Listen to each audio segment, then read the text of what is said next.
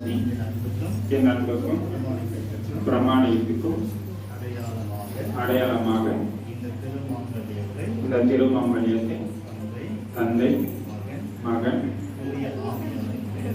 தூய ஆவியாரின் பெயராலே அணிந்து கொள். என் அன்புக்கும் பிரமாணிக்கத்திற்கும் அடையாளமாக இந்த திருமாங்கல்யத்தை தந்தை மகன்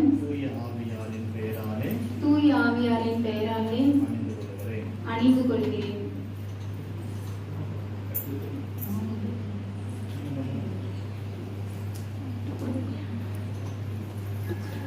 Good.